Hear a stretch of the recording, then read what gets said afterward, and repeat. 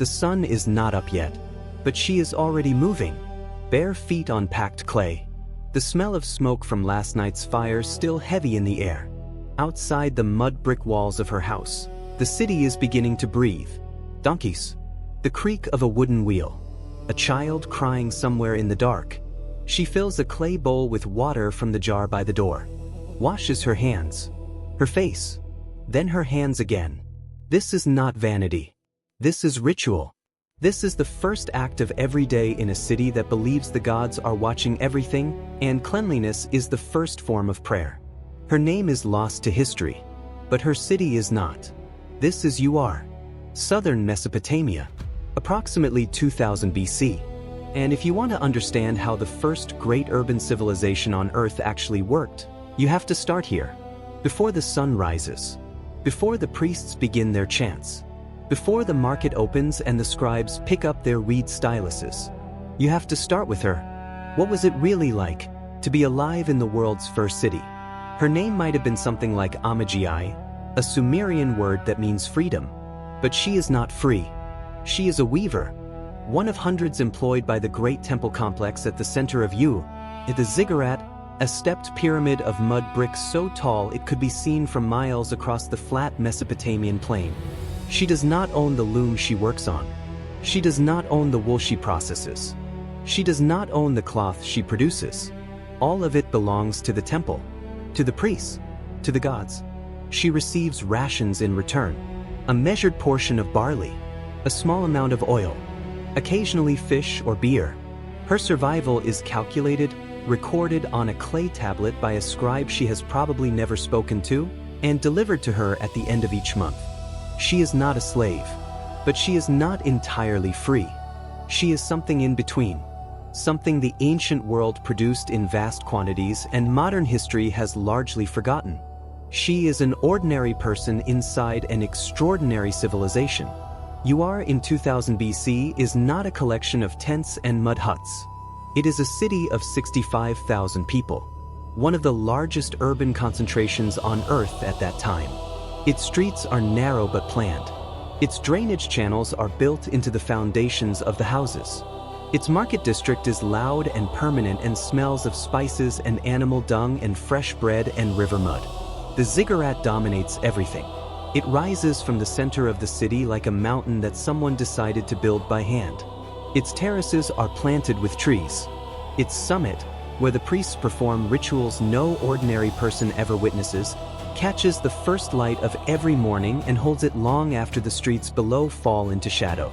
The houses around her are 2 stories of mud brick. Thick walls that keep the interior cool during the brutal Mesopotamian summer when temperatures reach 50 degrees. Interior courtyards open to the sky. Flat roofs where families sleep during the hottest months. The river is close. You can smell it. The Euphrates, the artery that makes all of this possible. Without it, there is no irrigation. Without irrigation, there is no grain. Without grain, there is nothing. Everything in this civilization flows from that river. Everything in her life depends on it. By the time the sun clears the horizon, she is at the loom. The weaving workshop is inside the temple complex. Long and low and crowded. Dozens of women working in rows. The sound of shuttles moving through warp threads fills the air like a kind of music, rhythmic and constant and slightly hypnotic. She has been doing this since she was a child. Her hands move without thought. Her mind goes somewhere else. The wool she works with has already passed through many hands before reaching hers. Shepherds brought the sheep to the city. Other workers washed and combed and spun the raw fiber into thread. She is one step in a process so organized and so large that the temple administration tracks every phase of it on clay tablets. Mesopotamia invented bureaucracy before it invented the wheel. Every gram of wool that enters the temple system is recorded. Every worker's daily output is measured. Every ration distributed is documented. If you were alive in ancient there was a good chance that some scribe had written your name on a piece of clay, and that clay was sitting in a storage room alongside thousands of others. Your life, recorded, filed, and then forgotten for 4,000 years. The gods of Mesopotamia are not distant or abstract. They are present, demanding, specific about what they want and precise about the consequences of failing to deliver it. Every city has a patron deity. Uar belongs to Nana, the moon god. The ziggurat is his house on earth. The priests who serve him are not merely religious figures. They are administrators, judges, economists.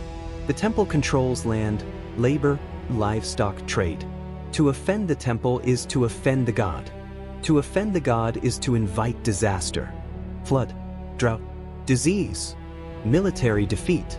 These are not metaphors in ancient Mesopotamia. They are the direct consequences of divine anger. And divine anger is provoked by human failure, impurity, neglect of ritual, or insufficient offerings. She knows this.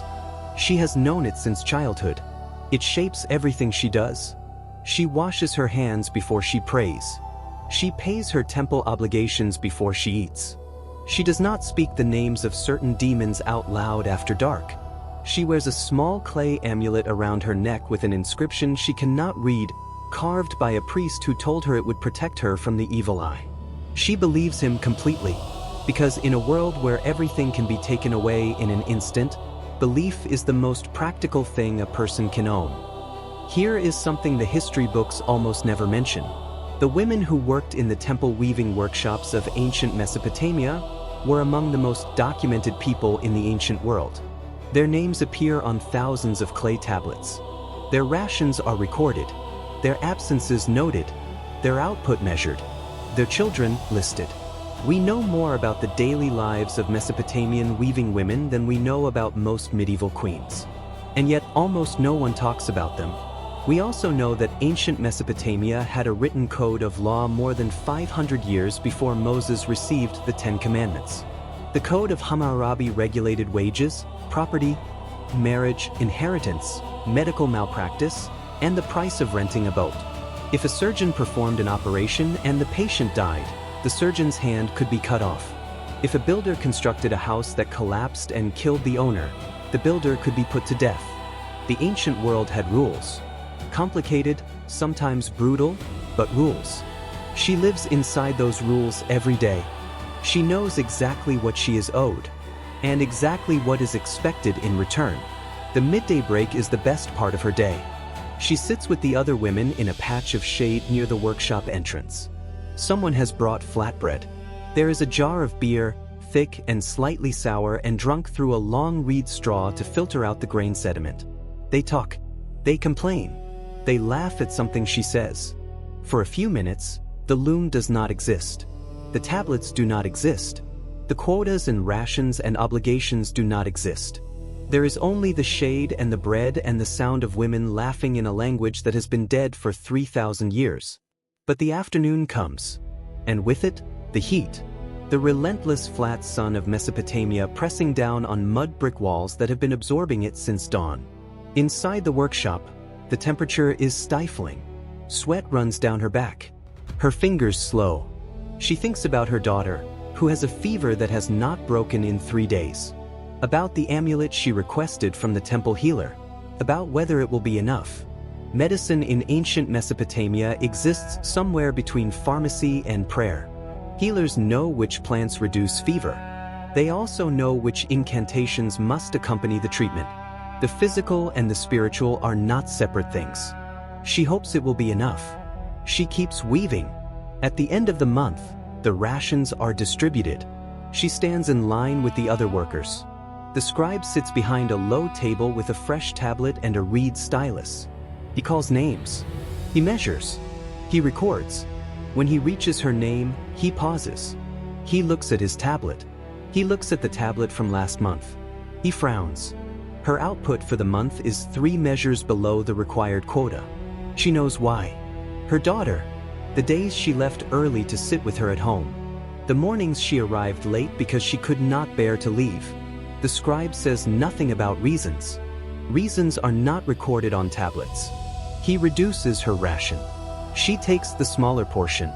She does not argue. She walks away with her barley and her oil and the knowledge that next month she will need to work harder, stay longer, and hope that her daughter recovers. She steps back into the Mesopotamian sun and keeps moving forward, Because in a world this old and this unforgiving, forward is the only direction that has ever made any sense. By the time she reaches home, the street is cooling. The air smells of cooking fires and river water. A neighbor's dog barks once and goes quiet. Children are being called inside. She finds her daughter sleeping. The fever has broken slightly. The small chest rises and falls with an evenness that was not there this morning. She sits on the floor beside her, does not speak, does not move. Outside, the ziggurat catches the last light of the day. The priests on its upper terrace are performing rituals that she will never see, chanting to Nana the moon god as the sky darkens, asking for another night of protection over the city. She mouths her own prayer. Private, simple, not so different from what a mother in any century might whisper in the near dark beside a sleeping child. Keep her safe. Let her wake up tomorrow. Let tomorrow be better than today. 4,000 years separate us from the woman at the loom. Her language no longer exists. Her city is buried under the sands of southern Iraq. Her name, if it was ever written down at all, has not survived. But her fear survived. Her love survived. Her exhaustion and her hope and her small daily act of keeping going despite everything, that survived. Ancient Mesopotamia gave us writing, the wheel, mathematics, astronomy, organized agriculture, legal codes, urban planning, the concept of time divided into 60 minutes and 24 hours. We live inside the world they invented, and the people who built that world were not monuments or myths. They were people who woke up before the sun, who washed their hands and said their prayers, who worried about their children and worked through the heat and took their reduced rations without arguing and went home and sat in the dark beside someone they loved. The civilization was extraordinary. The people were completely, recognizably, human. This is what we do at Life Inside Ancient Worlds. We do not give you dates and names and dynasties. We take you inside. The weaving workshop. The mud brick house. The moment a mother sits beside her daughter in the dark and hopes the fever has finally broken. Because the past is not a list of achievements. It is a series of human moments, lived by people who wanted the same things you want. And if we look closely enough at those moments, they stop being ancient. They become a mirror. Stay with us. There is so much more to see. Life Inside Ancient Worlds.